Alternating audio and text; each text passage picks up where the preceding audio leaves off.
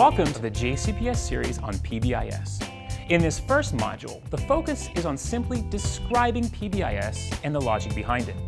The idea is that all involved with PBIS should have a good understanding of what it is, what its purpose is, what it means to be a PBIS school, and most importantly, what is involved. Just to clarify, PBIS is focused on behavior, and when the same logic is applied to academics, it is called response to intervention, or RTI. When both PBIS and RTI are implemented together, it most often is referred to as multi-tiered systems of support, or MTSS. The term PBIS does not refer to a curriculum. There are no specific activities, lessons, or products to purchase. Rather, PBIS is a framework for selecting, implementing, and evaluating school-wide practices to promoting successful behavior for all students in the school. Because every missed opportunity for success is a potential failure. Both efficiency and effectiveness are key considerations within PBIS. That is, we are concerned with the simplest manner in which we may reasonably predict student success. The tiered part of PBIS applies to increased levels of intervention as necessary for individuals who are not experiencing success. We used a universal screener to identify which students we felt like fell into the Tier 2 and Tier 3 categories, so we could be very specific and targeted about the type of interventions that they got with regard to the personality of that student and what we thought would work best for them, rather than just all Tier 3 students get this or all Tier 2 students get that. We use our hero, we have the hero system, and we use the point system with that. With the negative points, we look at students from the prior month, and we look to see has a student moved from one to the other group. So if they've gotten a lot less negatives, then that's really awesome. But if we see a student who's consistently received this many points and then now they're moving down, we use that to kind of inform our next steps. PBIS has been widely implemented in schools across the U.S. and around the world. Identified as an evidence-based practice by the U.S. Department of Education, PBIS has been exhaustively studied and found to be associated with a decrease in student misbehavior and a general increase in both staff and student satisfaction with the school. In JCPS, PBIS has been implemented in many schools with equally successful outcomes. The logic behind PBIS is all about prevention first through effective instruction. The following video presents a couple of very basic analogies to help clarify this logic for PBIS. I want to talk about predictability for kid behavior. And this is based off of some of the research that we've been doing over the past several years, looking at, can you predict what a kid's going to do later based upon what they've been doing now? So to start with that, I want you to think about the average kid. So the only way you can really think about the average kid is by thinking about all kids. So if you were to assess all kids on anything, they're going to fall out about like this. This is a normal curve. 2/3 of all your kids are right in the middle, less than a standard deviation away from the mean. That's your average. What we are going to be concerned with is, can we predict kids that are not average? Can we predict kids that will be on this end or this end of that curve? Now, when you're over there on the right side of that curve, that's where we want to be. Those are kids that are really doing well or doing spectacularly, and although sometimes people say, we'd like to have everybody be above the mean, that is illogical. You can't have everybody be above average. That makes no sense. You're always going to have some that are ahead and some that are behind. This is the question. Can you predict where those kids will be in the future based upon where they are now? And the answer is maybe. It's a better predictor of where were they and which direction did they move. So I want you to think about this normal curve like a snow hill, which is far more interesting than a normal curve. And I'm going to come to your school and I'm going to pick a kid at random from your roll book. So I'm just going to close my eyes and pick a kid. Bet, gamble. Where will the kid that I pick fall on that curve? In the middle, because that's your best bet. There are more of those kids. So let's say I walk into your school, I pick a kid at random. I'm going to represent that kid with a snowball. We pick the absolute average normal kid. That kid is represented by a snowball sitting on the top of that little bitty peak there, and this is what we know. Snowballs in nature don't sit still. They tend to move. And once they move, it predicts movement. What do we know about snowballs that roll down a hill? They get bigger, they get heavier. And according to, I think it's Newton's third law, bigger and heavier mean rolling faster when it's going down a hill. Let's go back to Newton's first law. An object moving in any direction in space is going to continue moving in that direction unless something stops it. So that is fantastic news for us as long as that snowball is rolling the right direction. So here's what I could do on the very first day of school. If I were thinking in terms of prevention to predict, I might start like this. Amy comes into school on the first day, and I'm not going to let Amy have a problem. I'm going to go in and be proactive with instruction and set her up. So I come running in and I say, Amy, glad you're here today. Did you know we walk in the hall here? That's how we stay safe. Come with me. Hey, that's great walking. Where'd you learn to walk like that? You're one of the best. I'm glad you're in our school because we need walkers like you. Now Amy's going, well, I didn't know I was a good walker, but that's pretty cool. On the first day of school, I kicked her snowball in that direction. Notice what happened to her snowball. It got bigger, and here's what that means. Every single time a kid is successful with anything you ask them to do in school, statistically increases the probability of another success. Success predicts success. How much success do you need to predict a whole lot of success? It depends, but more is better. So I want Amy's snowball to get so big that I don't need to walk around behind her saying, hey, you're a good walker. I want her to hear it so much early on that she internalizes that and she believes it and she just does it. This is what we want. I want that snowball to get so big that it rolls right out of school and keeps rolling without teachers doing something. This is what happened to all of us.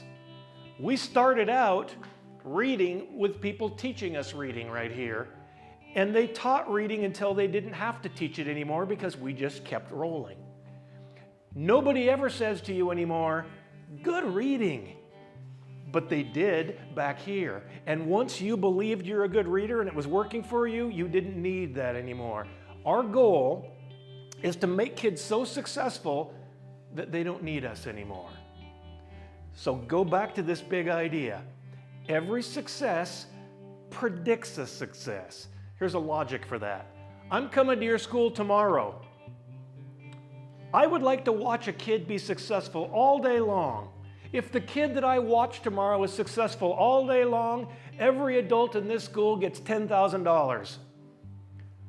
Which kid would you like me to watch? Can I pick the kid or do you have one in mind? Logically, you're thinking, I want you to watch that kid that's had 50,000 successes because he or she has a better probability than the kid that's had 5. Success predicts success. Unfortunately, it works the same way on the other side of that curve. Let this be kid walking in on the first day, and I've heard people say this. I'm not going to teach them to walk in the hall or say thanks for walking in the hall. They're old enough to know that. Okay, I agree, they are. But what if they don't? So I do this on the first day. I'll stand back and I'll watch for kids that aren't walking, and when I find kids that are running, I will beat the run out of them. Which doesn't work very well, but this is what we see all the time. So first day, I'm just eyeballing Amy, waiting for her to make an error so I can teach. So I wait, Amy comes in, she's real excited to be here on the first day of school. She comes running down the hall and I stop her, hey! We do not run in the hall here, we walk. And I'm going to be keeping an eye on you, runner. And I do this on the first day of school. Her snowball rolled left. That's not a good place for us. Go back to the question. How much success do you need to predict success will keep going? And the answer is, it depends on where you are on that curve. For kids that are in the middle, less than a standard deviation away from the mean, 4 or 5 successes for every failure is a great predictor of a snowball that'll roll that way. Kids that are way down here at the bottom, they can fail a whole bunch of times in a row and they'll keep trying. As snowballs start to roll this way, that doesn't work. The best data we have out there right now says if you're dealing with a kid whose behaviors are more than 1 standard deviation in deficit, they will need 14 successes for every failure in order to predict their snowball will turn and roll that way. So if you think 4 to 1 is really hard, which is what we generally ask for in PBIS as a school-wide thing, the kids that it doesn't work for are going to need a lot more, and that's going to be really hard. We aren't good at changing these kids once that snowball goes a little further down the hill. In my area, emotional behavior disorders, we would say that once a snowball gets to be this big, at any age level, 2 standard deviations different from their peers. At any age level, we would say treat these kids like they have diabetes. You aren't going to get rid of behavior disorders. You've got to teach them ways to live with what they have.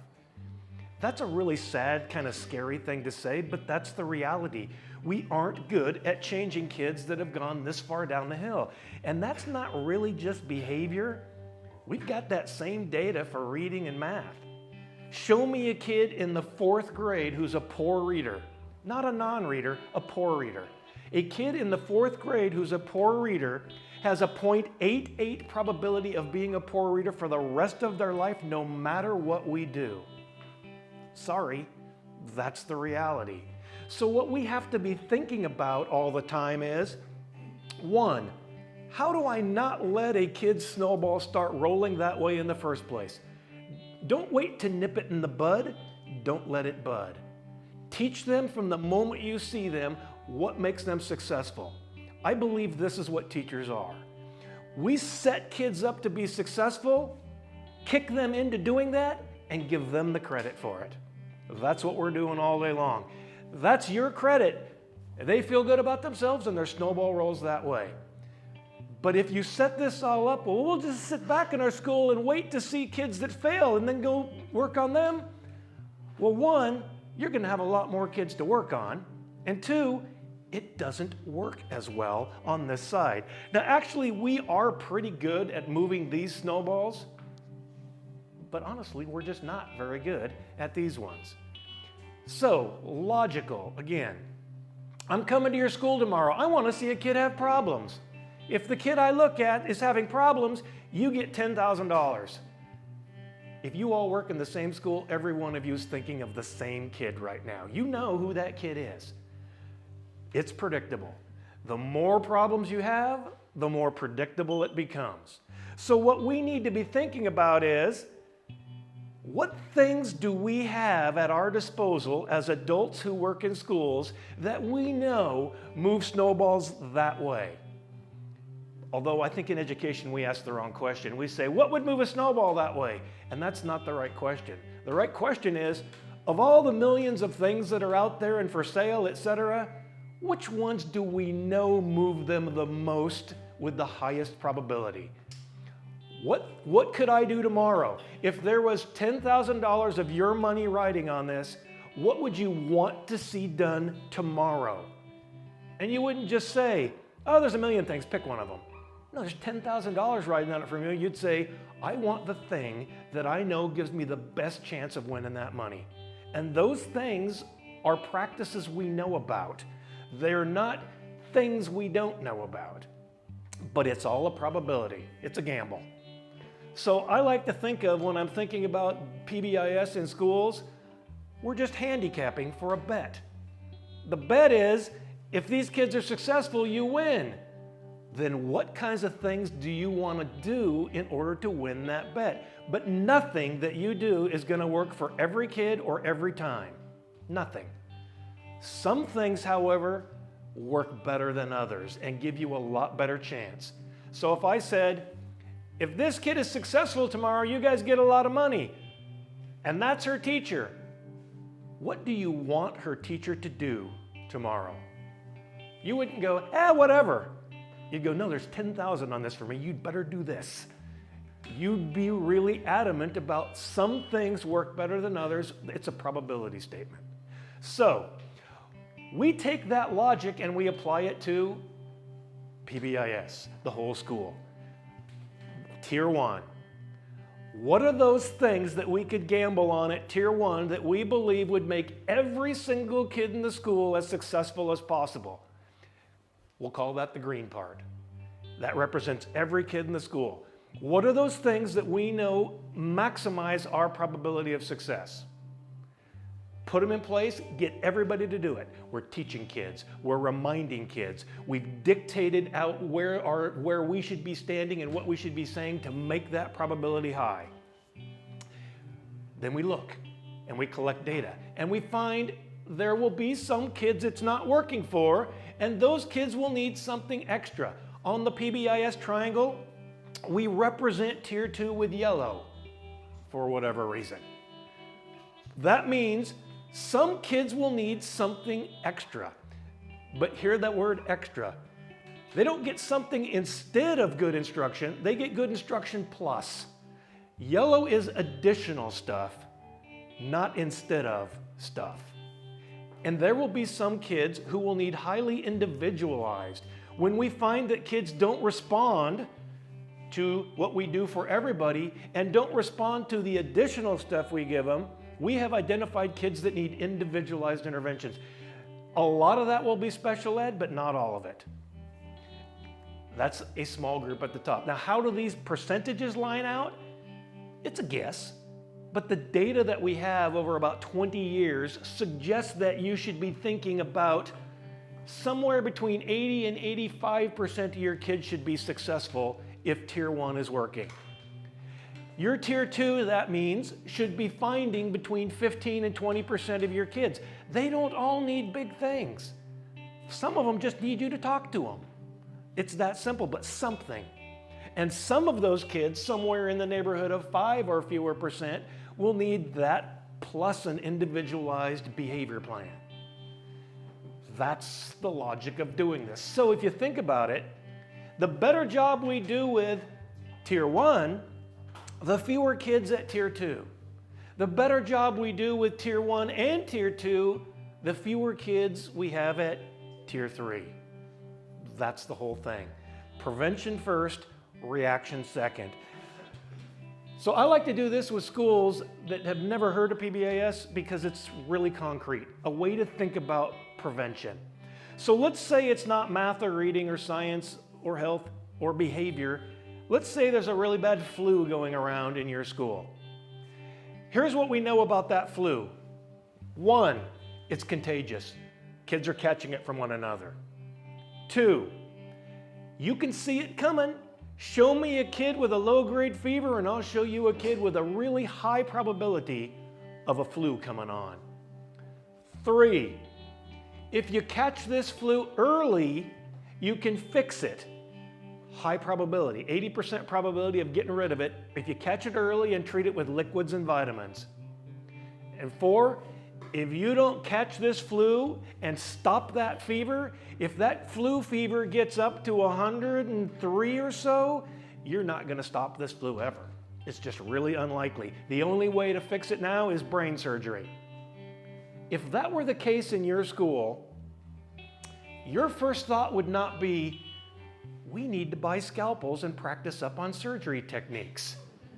Your first thought would be, I'm a teacher, I work in a school, kids are catching this flu, let's prevent it. And you would talk about things like wash your hands. But here's what I think is really different about PBIS from this. Because people will say when I say this, oh, we already wash our hands in the school. Do you teach the kids? Oh yeah, sure. Every day we say, go wash your hands. That's not instruction. That's telling them to do something. Anybody with a pulse can tell somebody to do something. It's not teaching. Teachers do things that set the occasion for kids to have a high probability of being successful with those things. I think all of our schools are telling kids to wash their hands. I would bet you none of our schools are teaching kids to wash their hands. Teaching involves, I tell you why it's important. And I ask you to tell me why you think that makes sense. And then we talk about different ways that could happen. And then I model it for you. And I'm very explicit in how I model it. Notice that I use this much soap. I've heard before you're supposed to, I don't know if even know if this is true. I've heard before that you're supposed to wash your hands while singing happy birthday to yourself twice. Again, I don't know if that's a good idea or not, but that would be an explicit rule.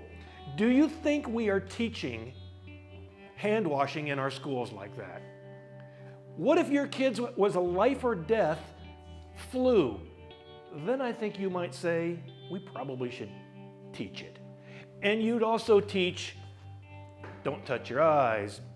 You'd teach, cough into your elbow. You'd teach, put your trash where nobody else has to touch it. And this is where PBIS, I think, is also very unique. PBIS says, you don't know what these things are ahead of time. You got to look at your kids and say, what would my kids need? And every school is unique. So you got to say, what's weird about our kids? And I know some of you would look at your kids and go, our kids do a lot of licking. I think we're going to, in our particular school, need to have a tongue in your mouth rule because that's what our kids will do. I don't know what your school is, but I do know that when you look at your school, you're going to have to say, where would our kids fail? That's your predictor. Where would our kids fail? Because when you can figure out this is where my kids would fail, then that's where you go to do your prevention. That's why that's there. So, next question. How will I know if a kid is getting this flu? What's my predictor for flu?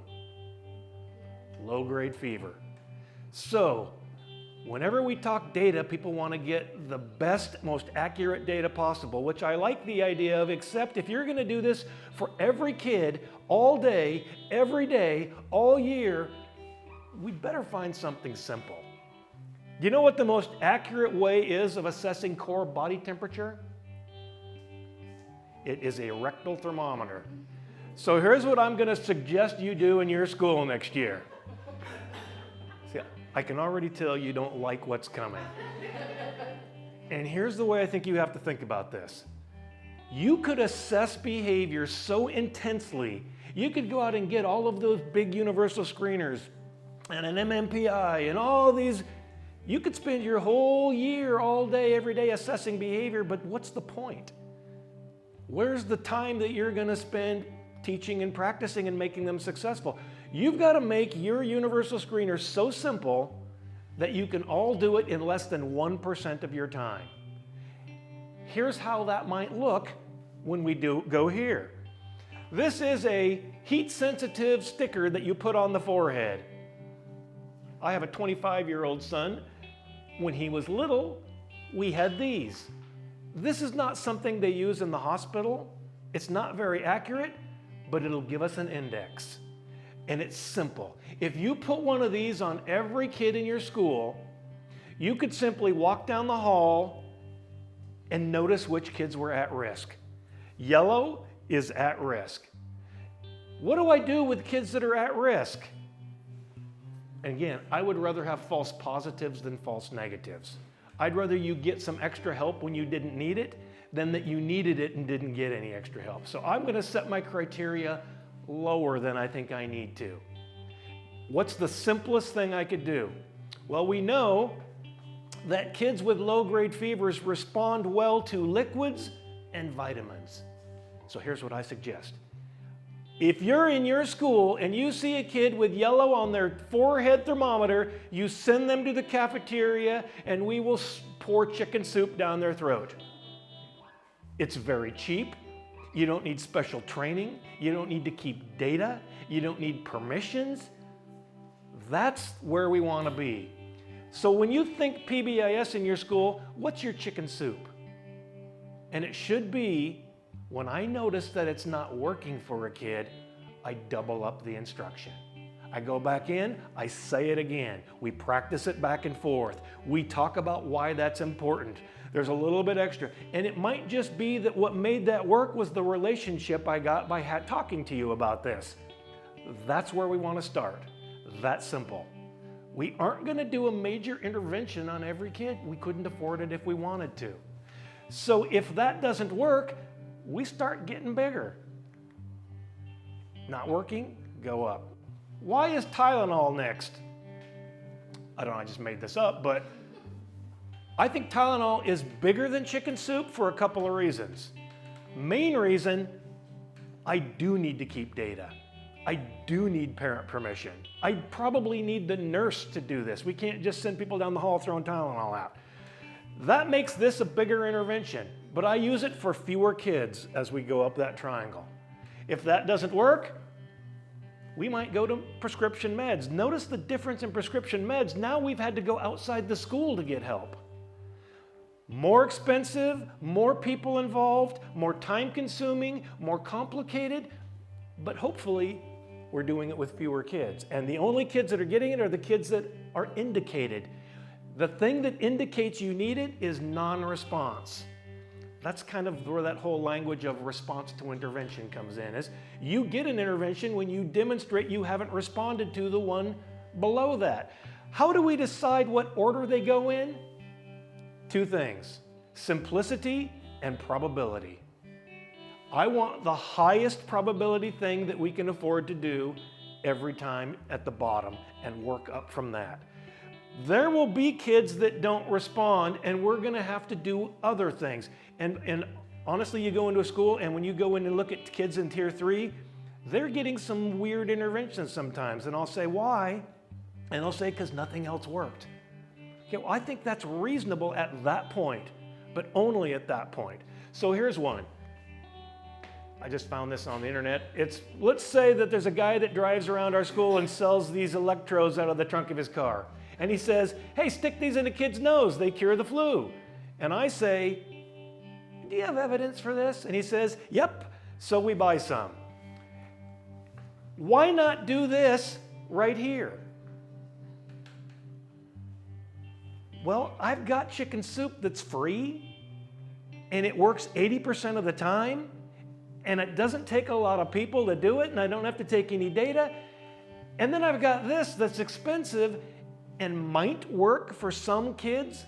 It would make no logical sense for us to say, hey, we got a kid that's really at risk of having big failure in their life. What should we do? Let's do something expensive that might not work very well. Nobody would say that makes sense. You'd say, what's the simplest thing we could do right now that gives us the highest probability? The only time we use these things is when absolutely everything else has failed.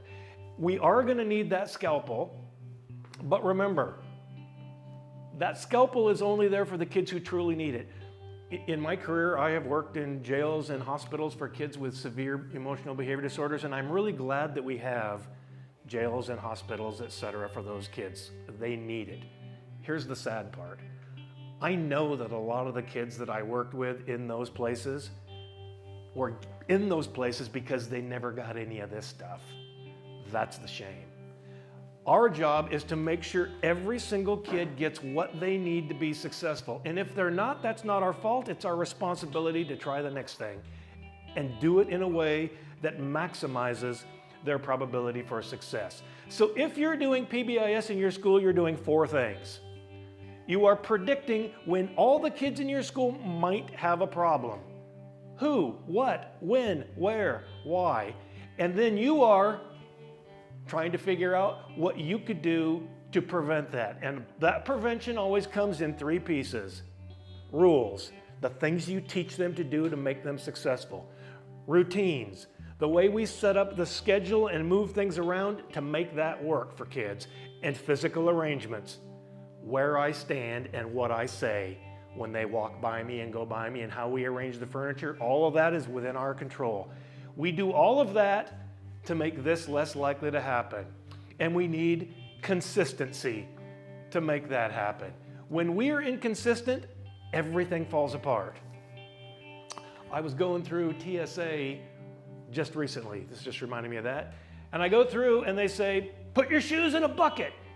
So I put my shoes in the bucket, thinking they didn't really need to yell at me about that, but it's TSA, you can't say anything. So I put my shoes in a bucket and we go. So the next time I go to TSA, I put my shoes in a bucket and the guy yells at me, keep your shoes out of the bucket, they go right on the belt. And all I can think of is these TSA people are clowns. They don't know what they're doing. I can't say that because, I want to get on that airplane. But my thought is that inconsistency means these guys don't know what they're doing. That's what's happening when you're in the school and the kid goes down the hall and one teacher says, do this, and the other one says, do that. And the kids are just going, these guys are just telling me to do stuff because they're on a power trip. There's no point in me following these directions. If you want those directions to be followed, we all have to have the same message. And the message isn't you're doing this because I said so, it's you're doing this because this is what will make your life better. You'll be safer, you'll be more responsible, you'll get more things. It's about you, not me. And then finally, number 4, we gotta have that data, not because we like data, but because we won't know if what we're doing is working unless we measure it in some way. I like the thermometer on the forehead. Hey, if we're doing this to stop the flu and we all do it, then what we need to know is, are we stopping the flu? Because if we're not, then we're really wasting our time and we should be doing something different. So, 3 big things that I think need to be there when we think about PBIS. 1, adults matter. What you do has a giant impact on what kids do. The way we teach, the way we interact and have relationships with kids, and the way we encourage them, support them, and the way we provide feedback when they do it right and wrong. The fact that we do those in one way instead of another is a giant predictor for success. Second, everything we know about PBIS and about changing behavior relates back to teaching. Tell them, show them, engage with them, practice with them, talk about it. Don't tell them, teach them, engage them. And finally, some things work better than others. We have to be able to choose those things that give us the best chance of success, and we have to be able to implement those things with kids in a way in which they believe we care. I know that's hard for some people, but the reality is our data tell us if kids don't believe you're doing this for them, they're not going to do it as well. They're going to not want to be involved with it. So even if you don't care, somehow we have to make kids believe we do. And that's what PBIS is. It's us as an entire school saying, how do we all get on the same page, and how do we all consistently implement those things that we know maximize probability for kid success. That's PBIS. As you saw, the logic of PBIS can be clearly explained through 4 basic steps that comprise the foundation of the 3-tiered framework and occur at each of the 3 tiers. The 4 steps are identification of predictable failures, development of effective preventative strategies, consistent application, and evaluation of outcomes. When we did the hotspot activity, we did it at a faculty meeting after school, and all grades 6 through 12 teachers and administrators were present. And I think it really opens for teachers a lot of eyes, because I think when you're in the heat of the moment and you are really in your area all day, you think this is the area of most need. But when you really look at the whole building, you kind of get a big picture of, well, it's not just my area, there's need all over the building.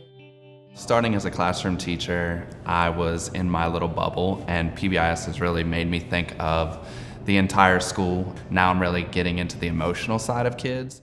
It's been so powerful. I've always felt like I have control of my classroom and my students, and you're just kind of secluded in your own room. And since I've had the opportunity to be the PBIS lead, that's given me the chance to share all the PBIS information with everyone in the school. And everyone's on the same page, everyone's consistent.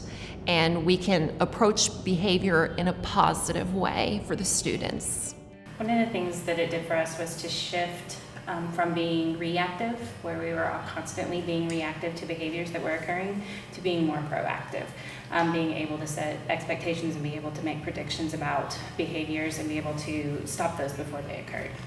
As a middle school teacher, I think PBIS provides a really good foundation for transition for our students, especially those coming into sixth grade from an elementary school. It gives them really core values and specific behaviors that they know we're going to be watching, we're going to be reinforcing, and I think it gives them a blueprint of a way to maneuver through their time in middle school. I think for us it was just finally all being on the same page, like, you know, having the same conversations and the same wording with the kids and everybody in the building. So like we were all actually like saying the exact same thing at the same time, just like being cohesive with everybody. And piggyback off of that, the systems were all the same across the entire school. Especially we noticed in the hallways and some of those common areas, every single grade level was doing the same thing. And then we could positively give feedback if they were doing it correctly.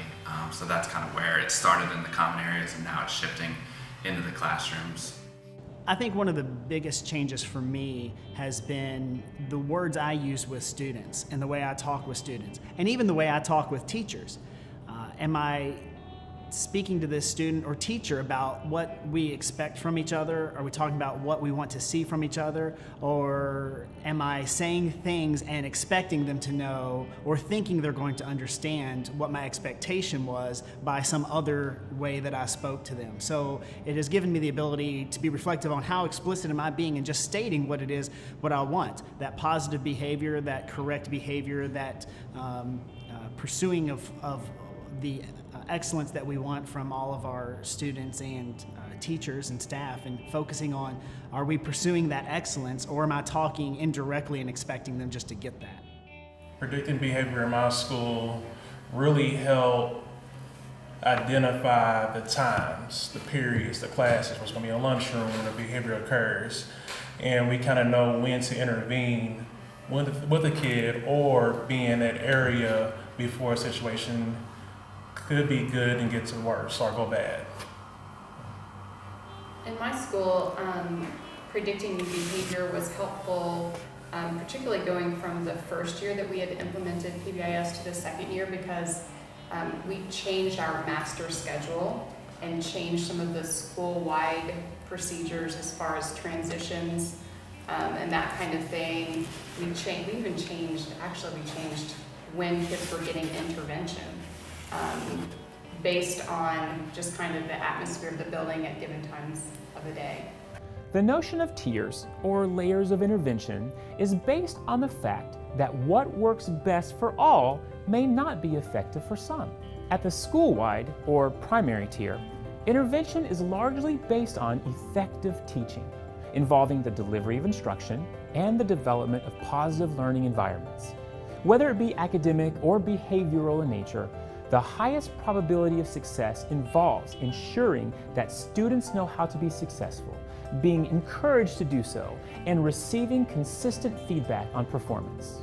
I always think about the tiered system as layers of support. So like it's kind of that cue of, so we have that first layer that's tier 1. There may be differentiation. You may do some things within that. There may be redirection and that type of thing for that. But then at some point, individual students need an extra layer of support.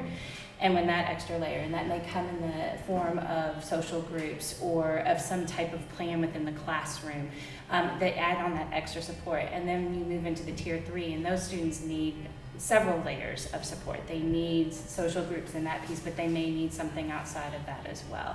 So I always see that tiered system as layers. And so it's that kind of my trigger for when I go to tier 2 is when I need that extra layer that the other 80% don't need. It's that whole system, what we do for the whole school, and then our tier 2 we break down of what, you know, maybe that's just not going to work for the whole school. We have a pocket of kids that we have to do something different for, and our tier 3 is what we have our extreme behaviors that we may have to sit down at a round table, come up with a special plan for them. When I think of tier 2, I think when I'm driving to work I never know what I'm going to get based on the previous day. So I may have seen them, but does that mean I'm going to see them the next day? Not at all. And again, I think that's why it is so difficult, because all of us always go with the positive, and we have a good day, and you want to, not reward, but just commend them and verbally say it, and then the next day I see them again. So that tier 2 is kind of like a roller coaster up and down. You just never know. It's not the ones that you think when you're going to go to school every day, it's going to be that one. Yeah. So. Or 2. Your tier 2 are not your consistent behaviors. They're the ones that might be sporadic or not something that you have a regular plan in place for them, to where you need to start looking at the environment of what's causing it, what are the antecedents, and maybe just put a simple behavior plan in place. I think of tier 2 if you look across the school building, you may have kids who have some of the same issues, like with following directions. So you may have a group where you pull them out maybe twice a week, or teach them in the environment and give them some skills in that area. It may be a social skills on following directions or getting along with others. But it's for me, that was our tier 2 at our school. So I think it's more like, it's maybe not an extreme behavior. It's an at-risk student who we want to teach a specific skill to, and we pull them out maybe twice or 3 times a week and collect data on how they're doing with that specific skill. One of the difficult transition times at our school was lunch changes for middle school and high school students. As they were changing lunch, it was always crowded, it was always chaotic, there was just too much activity happening that could lead to things, that did lead to things. And when we kind of assessed that area and actually looking at the physical space where that was happening and how we could make that better, one of the things we realized is the school had just for years, for some reason, and it was actually a very illogical reason, but just what they had at the time, there were 3 double doors leading into the cafeteria. And the school for years, just because they had something to prop open the doors, only had the middle section open. And so all the students were going in and out of the middle section at the same time. Students going in and students coming out all at the same time. So what we decided to do was buy some inexpensive hardware so that we could prop open the two sets of double doors on the outside, and we bought some little signs that said entrance, exit. And we changed the flow of the entrance and exit, so as students were going in, they go on one side and they come out the other side. But by actually looking at where the hot spot was, examining the physical space that was there, looking at what our options were, and realizing we had just done something for years just because it had always been done that way, we were able to make very small adjustments that greatly improved traffic flow, student interactions with each other. They weren't all crowding through the same places. Regardless of how well Tier 2 strategies are implemented, there will be a small group of students for whom nothing prior has been demonstrated to be effective. And these students will require more diagnostic assessment and highly individualized intervention plans as part of a 3rd tier.